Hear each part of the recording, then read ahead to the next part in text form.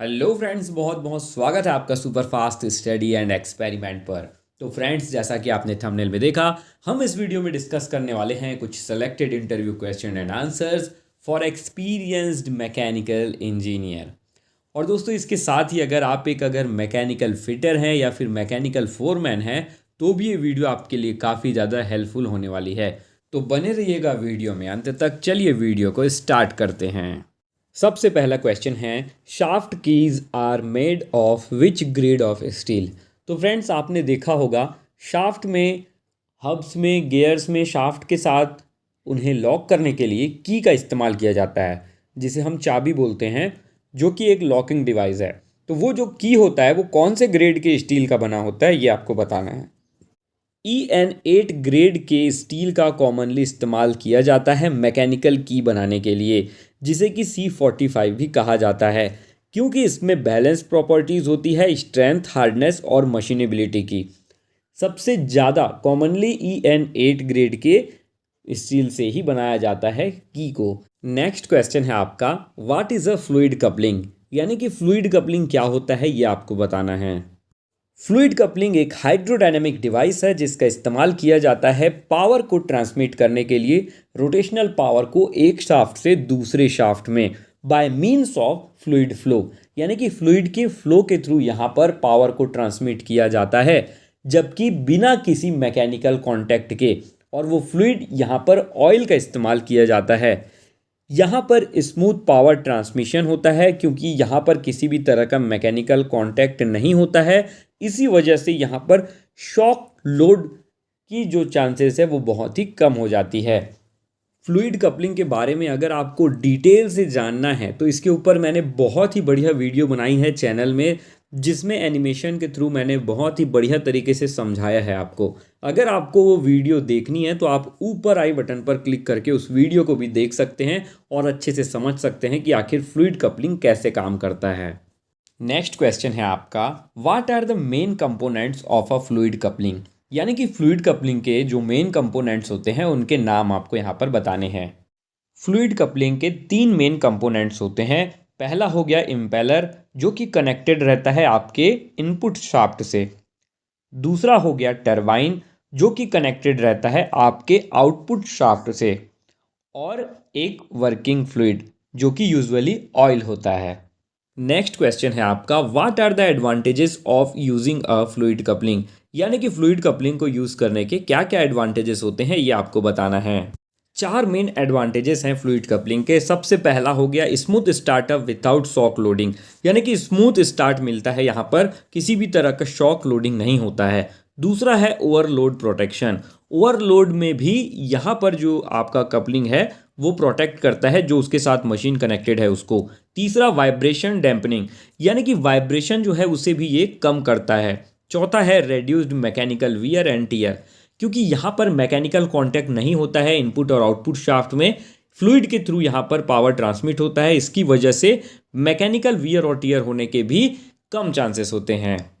Next question है आपका, what is slip in fluid coupling. यानी कि फ्लूइड कपलिंग में स्लिप क्या होता है, ये आपको बताना है। स्लिप जो है वो डिफरेंस इन स्पीड होता है between the input shaft and output shaft. और ये एक स्मॉल अमाउंट ऑफ स्लिप जो है वो हमेशा प्रेजेंट रहेगा आपके फ्लूइड कपलिंग में, और ये होता है फ्लूइड के फ्रिक्शन की वजह से। कहने का मतलब है इनपुट और आउटपुट शाफ्ट की स्पीड में वेरिएशंस होंगे। यानी कि जो इनपुट शाफ्ट है वो थोड़ा ज़्यादा स्पीड में रोटेट करेगा, जबकि आउटपुट शाफ्ट थोड़ा सा कम स्पीड में रोटेट करेगा।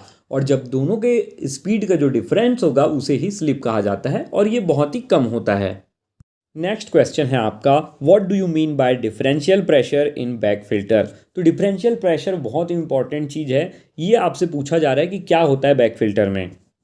डिफरेंशियल प्रेशर जो होता है बैक फिल्टर में, वो डिफरेंस इन प्रेशर है between dirt air side and the clean air side. Back filter में दो चैम्बर्स होते हैं, जिसमें पहला चैम्बर जिसमें से डर्टी एयर एंटर करता है, और दूसरा चैम्बर जहां से क्लीन एयर बाहर निकलता है। तो इन दोनों चैम्बर्स के बीच में जो प्रेशर का डिफरेंस होता है उसे ही डिफरेंशियल प्रेशर कहा जाता है। ये हमें ये इंडिकेट करता है कि जो बैग फिल्टर्स हैं वो कितना रेजिस्टेंस ऑफर कर रहे हैं एयर फ्लो को पास होने के लिए फिल्टर के थ्रू। नेक्स्ट क्वेश्चन है आपका, why is differential pressure important, यानी कि डिफरेंशियल प्रेशर जो होता है बैक फिल्टर में वो इम्पॉर्टेंट क्यों होता है ये आपको बताना है। बैक फिल्टर का डिफरेंशियल प्रेशर अगर लो है तो ये हमें इंडिकेट कर रहा है कि फिल्टर बैग्स जो हैं वो क्लीन है, बिल्कुल क्लीन है, और यहाँ पर लो डस्ट लोड है, यानी कि बहुत ही कम लोड है बैक फिल्टर में। दूसरा, अगर हाई डिफरेंशियल प्रेशर है बैक फिल्टर में तो हमें ये बताता है कि बैक फिल्टर के बैग्स जो हैं या तो जाम हो चुके हैं या फिर ब्लॉक हो चुके हैं, जिसकी वजह से वो रिस्ट्रिक्ट कर रहे हैं एयर के फ्लो को, उनके थ्रू पास होने नहीं दे रहे हैं, और इस वजह से यहाँ पर ज़रूरत है उस बैग्स को क्लीन करने के लिए या फिर रिप्लेस करने की। तो इसका मतलब ये है कि डिफरेंशियल प्रेशर बहुत ही इंपॉर्टेंट रोल प्ले करता है। इससे हमें ये पता चलता है कि हमारा बैक फिल्टर सही काम कर रहा है कि नहीं, बैक फिल्टर की बैग्स की क्लीनिंग की ज़रूरत है या फिर उसे रिप्लेसमेंट करने की ज़रूरत है। ये सारी चीज़ें हमें डिफरेंशियल प्रेशर को देख करके समझ आ जाती है। नेक्स्ट क्वेश्चन है आपका, what is cavitation in pumps. Pumps में कैविटेशन क्या होता है ये आपको बताना है। कैविटेशन जो है पंप का बहुत बड़ा प्रॉब्लम है, और ये होता है वेपर बबल्स के फॉर्मेशन की वजह से, जो कि लो प्रेशर की वजह से पंप्स के अंदर में बनते हैं। और ये जब कोलैप्स होते हैं, यानी कि जब टूटते हैं, बर्स्ट होते हैं, तो ये काफ़ी ज़्यादा हाई प्रेशर क्रिएट कर देते हैं उस जोन पर जहाँ पर ये बर्स्ट होते हैं। इनकी वजह से डैमेज होते हैं आपके इम्पेलर्स, और आपके पंप के केसिंग भी डैमेज होते हैं इन बबल्स के बर्स्टिंग की वजह से, और इसकी वजह से पंप की लाइफ भी कम होती है और पंप की इफ़िशियंसी भी कम हो जाती है। तो ये एक बहुत बड़ा प्रॉब्लम है। नेक्स्ट क्वेश्चन है आपका, what is priming in a pump, यानी कि पंप में प्राइमिंग क्या होता है ये आपको बताना है। तो प्राइमिंग जो है वो एक प्रोसेस है जिसमें क्या किया जाता है, पंप को स्टार्ट करने से पहले पंप के केसिंग में और पंप का जो सक्शन पाइप होता है वहाँ पर पूरा लिक्विड फिल कर दिया जाता है, यानी कि भर दिया जाता है, ताकि एयर को रिमूव किया जा सके सक्शन लाइन से, और इसी प्रोसेस को कहा जाता है प्राइमिंग। प्राइमिंग बहुत ही इंपॉर्टेंट है, क्योंकि अगर आप प्राइमिंग नहीं करेंगे तो आपका पंप जो है वो फ्लूइड को लिफ्ट नहीं कर पाएगा, नहीं उठा पाएगा, एयर ले लेगा।